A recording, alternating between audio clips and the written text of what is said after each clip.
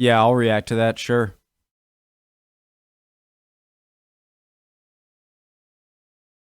Okay.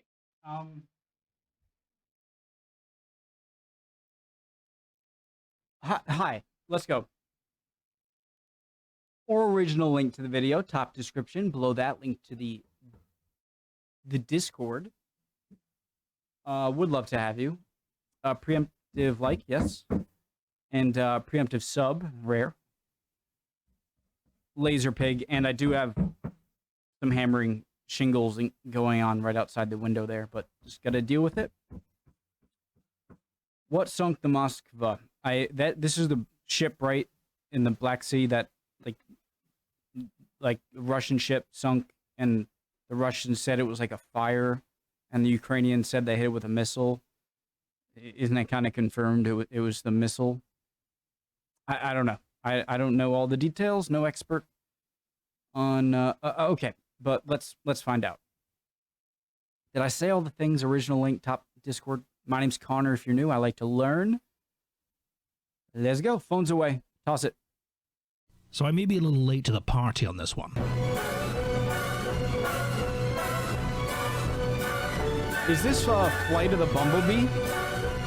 Yes, I know everyone wants a Ukraine Part 3, but war is chaos. And like I said before, the ground situation changes constantly. You want proof? In this past week, I've had to re-record this video 3 times because there has been a major update which has completely buggered up everything I've said. Right now, Can I just say, I'm going to go back 5 seconds so I don't skip. Man, this looks really cool. It's like Junkertown or something. Because there has been a major update which has completely buggered up everything I've said. Right now, there is a major offensive going on in Kherson, and that would be news enough. And I even had this joke planned for all the Russian military bloggers trying to pass the whole thing off as a feint and a distraction, and that Kharkiv is the real target. And then, just as reinforcements arrived in Kherson, just as the major elements of the 3rd got off the train in their shiny new AK-12s and T-90Ms, Ukraine attacked Kharkiv. It was a distraction. The Russians in the north went into blind panic mode, so much so that our elements of the SOBR units, that's the Special Response Unit of the Spetsnaz, opened fire on each other. Now, these 2 fronts are highly significant. If Kherson falls, if Ukraine takes it back, they can repair the bridges leading across the Dnieper, or more than likely set up a pontoon bridge. I'm probably not pronouncing the name of that river correctly, but this threatens the entire southern region, an area of terrain that Russia previously had an advantage in because, well, that terrain's very difficult to defend, and it's perfect for mass tank movements. But in a few weeks' time, the autumn rain... Question, guys, just real quick. I asked this a few times. All of these things you see on coasts, like these long strips of land, are most of them natural? Excuse me, burp. Sorry, rude. Or are they man-made? Like, that looks really man-made there, but I mean, that one could be natural. I just don't know what. Off topic. Region, an area of terrain that Russia previously had an advantage in because, well, that terrain's very difficult to defend, and it's perfect for mass tank movements. But in a few weeks' time, the autumn rains will begin, and this entire region is going to turn into the same mud swamp that apparently stopped the Nazis, meaning they can't use it for mass tank formations and have to defend the hardest terrain to defend at the worst time of the year with the almost nothing that they have left. Which means Metapol, the largest transport hub in the entire southern region, is now under immense threat. Ukraine could also retake Mariupol, or it could even attempt to invade and retake Crimea. However, if they win in the north, at Kharkiv, this puts them direct... Wait, I can't tell. Is this the Sea of Azov, or is this... Yeah. Okay, yeah, because this is Crimea right down here. Okay, never mind. However, if they win in the north, at Kharkiv, this puts them directly on the border with Russia. That means there is nothing, absolutely nothing, stopping them from invading Russia. And this is Russia's biggest fear. You see, Russia still do not have an overall commander. It has 2. One in the north and one in the south. Now, the south boy outranks the north boy, but one in the north and one in the south. Are they twins? They look so alike. Now, the South Boy outranks the North Boy, but North Boy has priority because he's defending the border. That means anytime Ukraine pokes him, he hits the panic alarm and everything heading south has to turn around. That includes supplies, replacement equipment, and men. And all that takes about 24 hours, not including loading and unloading time, to get supplies from the south to the north and vice versa. Though the ground war is chaotic and we are hearing different things from different units, it does seem that Ukraine is doing quite well. In fact, in Kharkiv, some units have basically nothing in front of them. This has allowed their artillery units to get much closer than anticipated. They targeted radar installations and anti-air units mainly, and since then the Ukrainian Air Force has basically unleashed hell against the Russians. 27 confirmed airstrikes so far against Russian command posts, ammunition dumps, and army gatherings with 0 known losses. They even managed to shoot down an Su-24.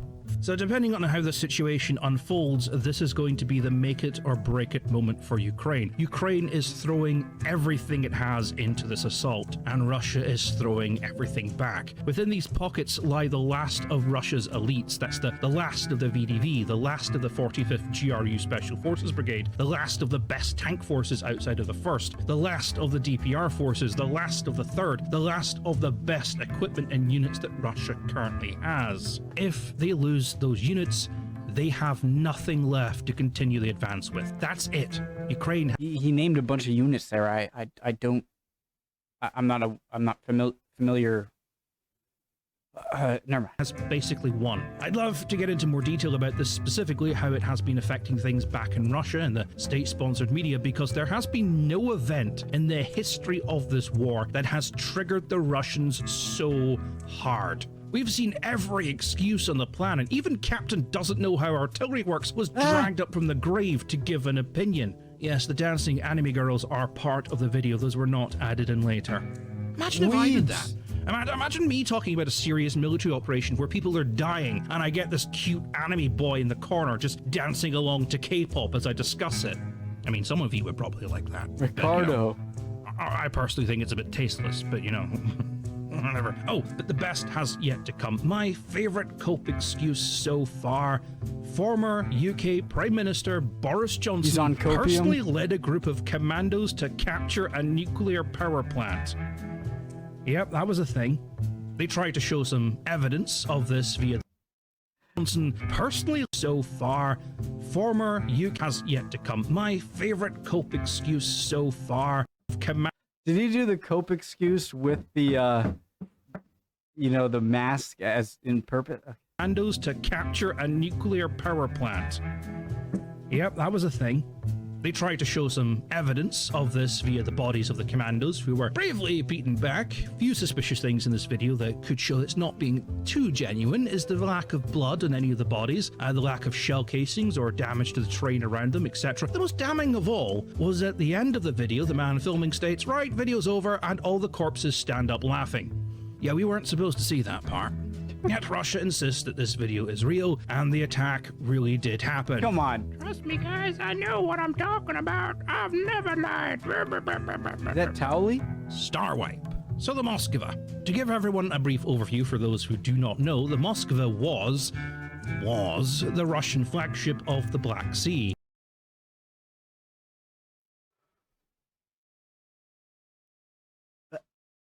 Wouldn't you? So those are where the missiles fly out of, especially with the back one. Aren't you afraid of what if the missile doesn't get quite enough air before it really gets airborne? It hits the front of the ship. I don't know. I thought they'd be more angled up, but what do I know?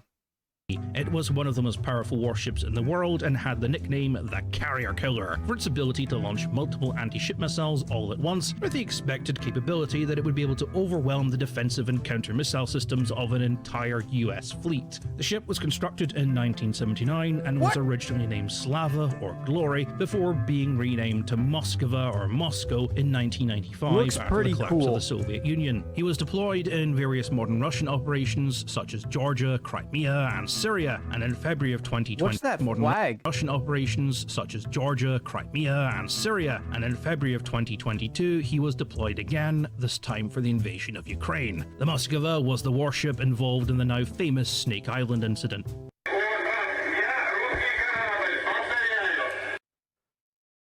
imagine, I think about this sometimes. I've thought about it a few times, like when looking back at some footage, or it reminds me of it.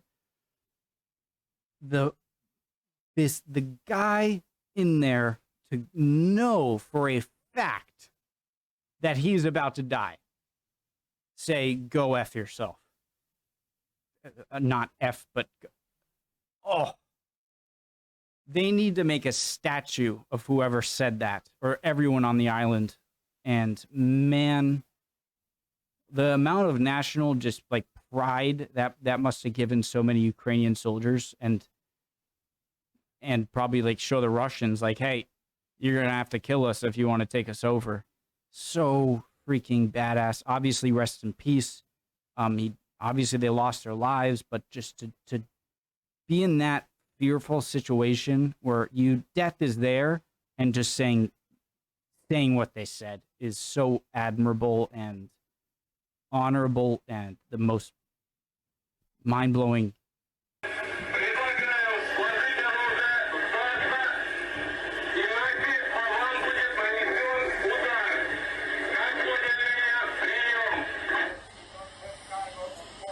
Все. Я говорю, нахуй тоже надо. На всякий случай.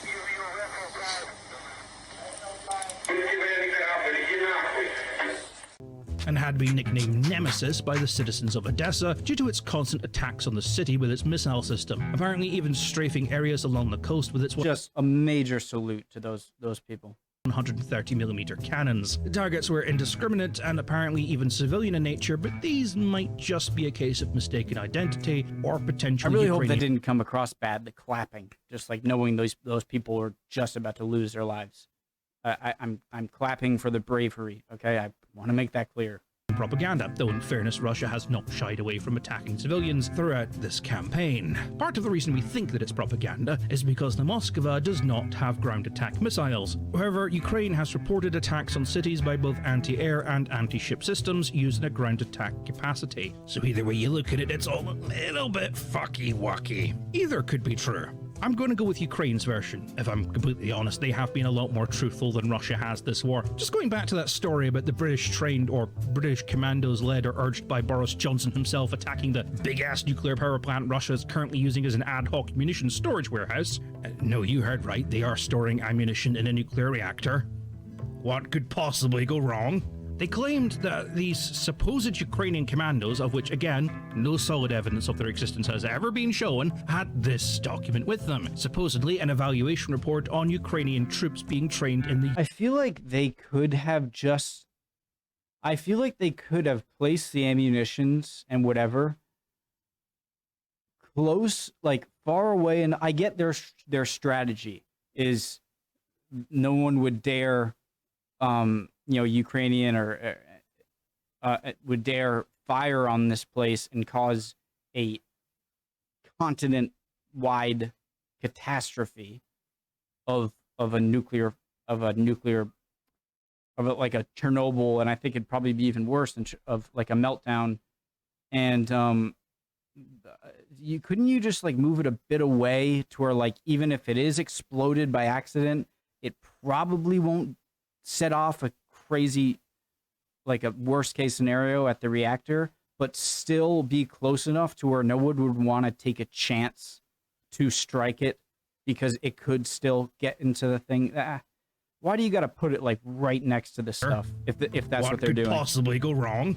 They claimed that these supposed Ukrainian commandos, of which again, no solid evidence of their existence has ever been shown, had this document with them. Supposedly an evaluation report on Ukrainian troops being trained in the UK. It claims that the Ukrainian troops were so incompetent that they could not handle modern firearms, and that the UK had to purchase Soviet-era AKs for them. Of course, the more observant of you may realise that this is not a UK evaluation report, and the fact that it quotes the 1974 Privacy Act, which is a US law, as well as an AR reference number, should indicate that this is actually a United States document for troop counseling. Or at least that's what it's supposed to look like. It's not a legit document, it's a free template for one I found on this website. I mean, for fuck's sake. This is what Russia has been reduced to. It's quite sad. I gotta pee, guys, quick. I'll be right back. Okay. I'll wash my hands. Oh, crap. Did I wash my hands?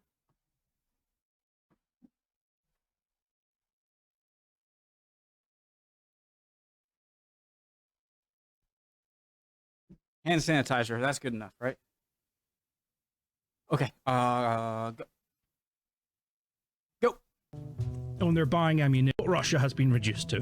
Let me just go back like 10 seconds. I found on this website. I mean, for fuck's sake. This is what Russia has been reduced to. It's quite sad. And they're buying ammunition from North Korea. I just want to emphasize that. They are buying ammunition from North Korea. Russia, everybody. But getting back to the Moskva, just to add to the fucky-wuckiness, no one is quite 100% sure what actually happened to the ship. Well, I mean, everyone else, apart from Russia, is 100% sure. Russia is the...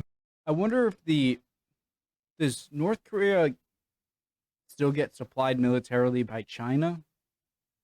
Not important. Well, I mean, everyone else, apart from Russia, is 100% sure. Russia is the only country in the world currently disputing what I'm about to tell you. Throughout the month of April, Ukraine had been strengthening its anti-ship defenses along the coast of Odessa and had sunk several Russian patrol craft in and around Snake Island. For this reason, the Moskva was ordered back out into open waters, but the Ukrainians hungered for vengeance.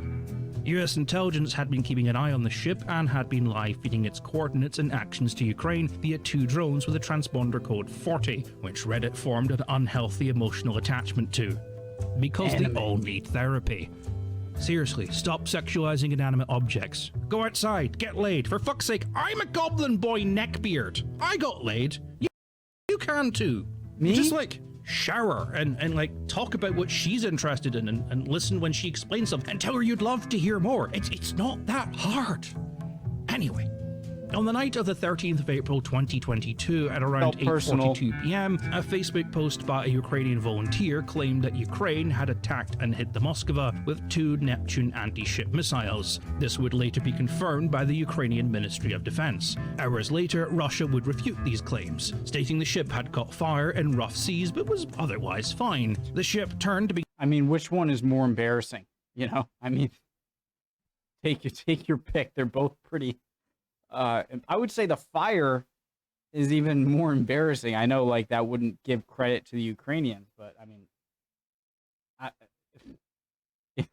if my ship caught on fire, my like big, expensive, major ship, a military ship, was sunk because of a fire created on board, I'd be like, no. It was a Ukrainian missile. They got us once, all right, because that just seems like even less competent, you know, doing it. In its journey back to Sevastopol for repairs, cloud-penetrating satellite imagery showed the ship to be about 90 miles from the Ukrainian coast, but not moving, and was surrounded by several other vessels. These included a small Russian naval tugboat. This boat would provide the only known photographs of the Moskva at this time. The first image showed the ship heavily listing, smoke pouring from its interior, the life rafts were all missing, and the ship's onboard deck hoses set to continuous spray, forming a cross above the ship. A mark of respect often given to doomed vessels, showing the crew had given up attempting to save him. The second photo was taken much further away, showing the ship almost completely engulfed in smoke. At around 1 a.m. on April the 14th, the ship began to broadcast an SOS. By 1:14 a.m., the ship had rolled onto its side and... I'm no military ship design expert, but... Oh, did they say a fire started that blew up ammunitions? Because, like, how would it begin listing from a fire? I don't know. Power to the ship was lost. By 2 a.m., a Turkish ship had arrived and began evacuating crew. By 3 a.m., the Turkish ship was joined by a Romanian ship who reported that the Moskva, pride of the Russian Navy, had sunk. But how? Russia would always maintain the claim that the ship had been lost in a storm, but thanks to these pictures, we can clearly see that there was no storm and the seas were calm. After several weeks of analysis, the US Pentagon confirmed they believed the ship had been struck by a missile and sank due to the damage, but no one could understand exactly how. The Moskva wasn't exactly a rookie ship, it was a very modern vessel. It was equipped with a triple-tiered anti-missile and air defense system, and even if a missile had gotten through, the damage control systems of the ship were as good as any other. The ship had just been refitted in 2016, and the lack of funds had delayed that refit. By 2019, she was one of the most advanced warships of her time. According to Russia.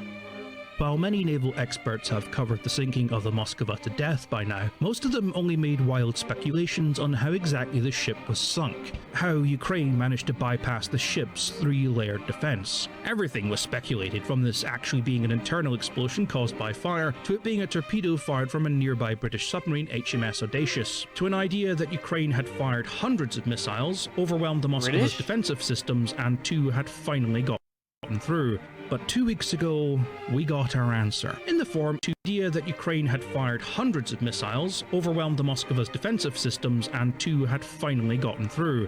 But 2 weeks ago, we got our answer, in the form of this maintenance report carried out just 14 days prior to the invasion. And boy, does it paint a sorry picture. For fans of the Moskva, the Soviet Navy, or even just naval ships in general, I apologize, because this report is going to read like a horror story. Out of the 3-tier anti-missile systems in place, none of the actual systems were working at the time he was struck. The short-range sea-to-air launchers did not work, and the Phalanx last resort missile interception systems, of which the ship has 6 of, only 1 worked. The rest were being used for spare parts. This left the S-300 anti-air systems, which could theoretically protect the ship. However, the radar system they were linked to interfered with the communication system, and thus was turned off. But even when turned on, the system had apparently difficulty locking onto targets. And that twin-linked 130mm cannon that could be used as a backup to the Siwa system? Yeah, that also didn't work.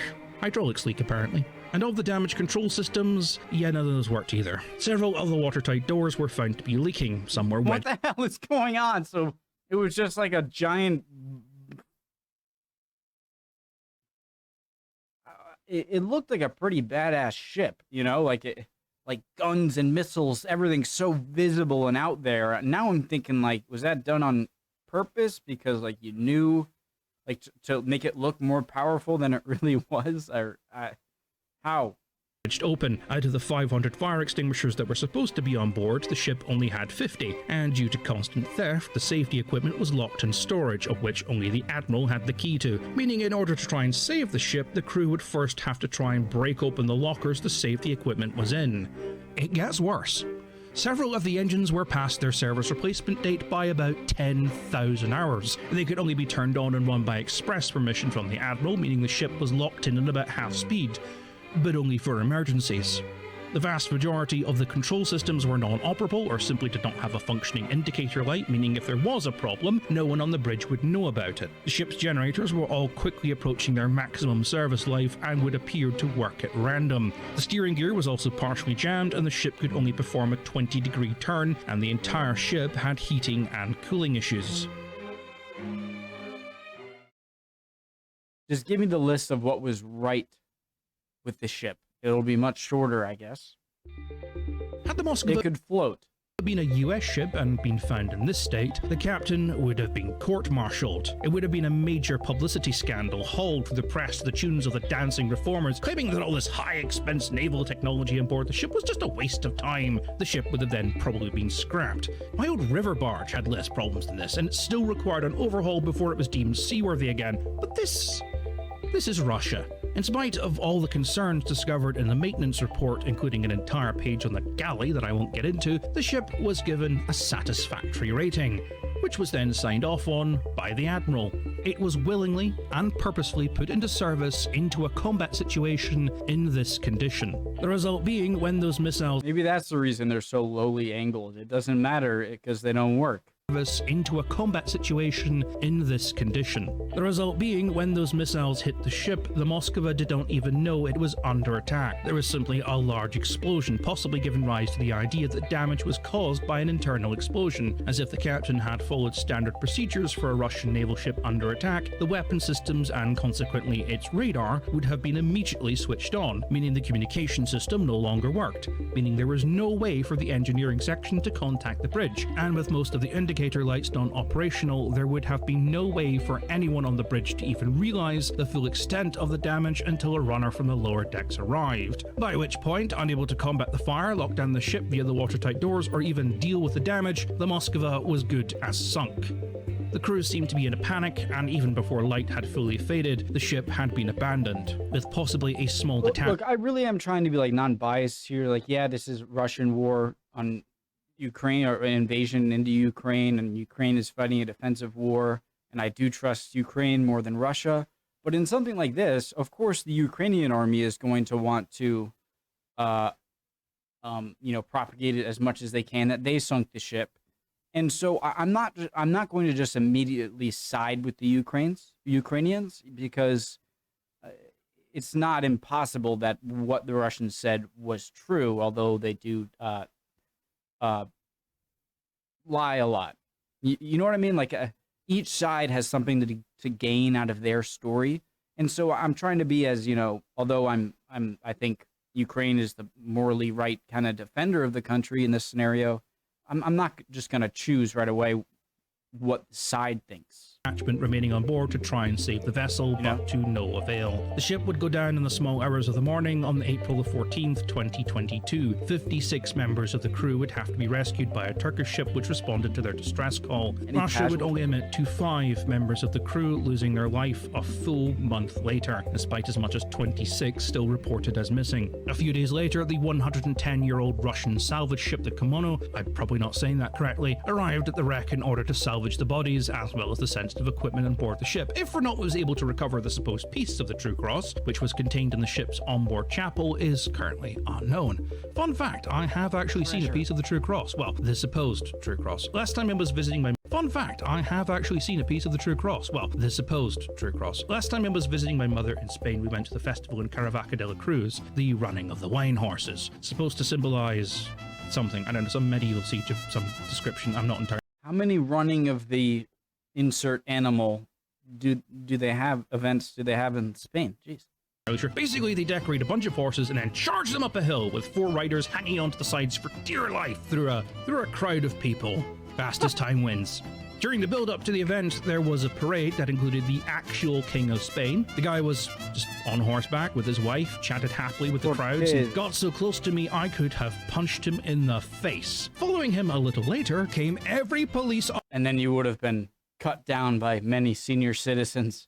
Officer in Spain, including a man who I presume was the chief of police because of how fancy his uniform was. Now, these guys were forcing the crowds back, like riot shields and everything. I couldn't even take a photograph of it because one of them grabbed me and it was like, no photo, no photo, no photo. And I was like, okay, dude. Had an assault right. You do not argue with someone like that, okay? So I was like, what the fuck is this? What's coming? What could be... Unless you have an assault right more important than the actual fucking King of Spain. And what it was a bunch of flowers. And the smuggest looking asshole I have ever seen in my life. He was so proud to be holding these flowers. And the crowd were going wild. They were so happy to see these flowers. Turns out it was a piece of the True Cross. Alleged True Cross. I mean, I have my doubts to the legitimacy of that claim, but there was no way I was going to voice my concerns in that crowd. Also, I gave the King of Spain finger guns and he gave them back to me. Proudest moment of my life. Enemy. In the U.S., if you probably get shot if you did it to the president. At least that close. I love the Spanish. My favorite color combination it was a piece of the True Cross of any flags in the world is the Spanish red and yellow. I love these colors on the flag, and even like the more like inner regional or whatever provincial regional flags of Spain are very cool too. And I just think the Spanish flag is such a nice looking flag. Aesthetically pleasing. I have alleged I was going to... Proudest moment of my life. Enemy, what was I saying? Oh, yeah, boats, right, okay. So the Moskva wreck has now been claimed as a cultural heritage site by Ukraine. Poor maintenance and lack of wartime readiness. Why did we just go into Moskva. horse? And honestly, if this is the state of the flagship, what is the rest of their navy like? True. We may never know. The Russian Navy stays mostly in port these days. In an effort to find some sort of conclusion for this, let me say this. The Moskva question, actually, does the flagship usually do most of the fighting or the same amount of fighting as the other ships? Or is it more of like the sitting back commanding one? Because in that case, maybe it wouldn't be as well equipped as the others. The perfect symbol of Putin's modern Russia. All show, no punch. The Moskva was built in Ukraine. Like the Soviet Union, much of it was built in its member states, who suffered the harshest in the tough times, while those living in Moscow lived lives of luxury by comparison. It should therefore come as no surprise that the only people who look fondly back on the USSR are the Russians, not any of its former member states. And it's that mentality maybe that dictates how the USSR in its history is presented to the Russian people, that Russia, not its empire, was able to compete with and surpass the combined efforts of the rest of the world, not by exploiting the resources of other nations, but by the exceptionalism of the Russian people, an amazing trait of almost heroic qualities only they possess above all other races. The trait of the worker, who can build anything bigger and better and faster than anyone else. The trait of the warrior race that through sheer will of strength and anger beat back the Nazis with absolutely no help from anyone else. It's that ignorance that led them to this moment. The Moskva was allowed to... All the way back in history, as I'm learning about Russian army, the first thing I think of is certainly not competence and organization and military tactical professionalism, supremacy. I think of a giant country with a lot of resources and a lot of land and a lot of people that can often use that, you know what I mean? To head into combat in the condition it was in because he was the most powerful warship afloat. A pathetic lesser country like Ukraine had nothing to compare and would capitulate quickly under the might of the Red Tide. They genuinely believed that the ship would never face anything that could even remotely threaten it, and any threat it did face could quickly be overcome because this was a Russian ship, crewed by Russians. And that was the whole attitude of Putin's Russia. The entire country what is that story of the Russians? I saw it on Blue Jay, or the Russians in the Russo-Japanese War, right? Of sailing from St. Petersburg area, the Baltic, all the way to trying to get to Port Arthur, right? In the Sea of Japan. I don't exactly know. But not exactly a great history there. Much like the Moskva, relies on the work of a far-gone empire with no understanding of how that empire was built and with none of the framework of that empire in place to support it. It has one of the largest militaries in the world with more tanks than any other nation on Earth and had fooled itself into believing that that was enough, that no nation could challenge it because, well, they're Russia. I'd like to say that this war might be a humbling moment for Russia, finally faced with the realities of its own problems that for years it remained in denial regarding. But we know better. If living through Brexit has taught me anything, a country when faced with its own hubris does not grow and learn as a people, it doubles down. I can guarantee the result of this war will ignite a patriotic wave across Russia. Members of the military elite will be ousted as scapegoats and Russia will pile its failings onto them. And then tomorrow, it will be business as usual. The pro-Russian shills on Twitter like Captain Copelord and his sparkly friends will spend the next few years telling us how much of a good thing this is for Russia, actually. That Ukraine now has to suck NATO's ass for cheap handouts, which dilute it into a puppet state for the US to fight a proxy war with Russia, while Russia itself grows stronger. But the rest of the world may learn a little bit better from this. The next time Russia charges all its armies to the border and stamps its feet for not getting its way, I rather think Europe and the United States might now finally be less willing to bow to its demands. But because I do on occasion feel the need to remind people war is not glorious. It's fun to be back here in a comfortable chair with all the maps and telegrams and... What's that? All Quiet on the Western Front? What's that movie? Yeah, I think that's it. Twitter feeds watching the war unfold and cheering for joy when non-credible defense and NATO get a shout out from the Ukrainian Ministry of Defense. But there is a harsh reality to war that is often screened from those not actively on the front lines. It's easy to look at the now 50,000 soldiers Russia has lost as faceless individuals in uniforms, my enemy, and perhaps even take a little joy in their deaths. This was Mark Tarasov. Mark wanted to be a train driver, but to do so he needed a military ID, so not wanting to be in the army, he signed up for a year's service in the Navy. This is him back in December on his first day of deployment. His parents next to him looking so proud because he'd just been assigned to the Moskva. And is he one of the ones who died, I'm guessing? The flagship.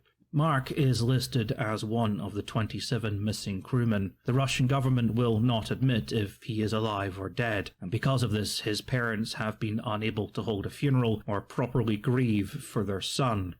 He was 19 years old. Gonzalo Rila and the Cope Brigade can do and say whatever they want. For the 50,000 Russian families with empty seats at the dinner table, there is no glory gained in the blood of children.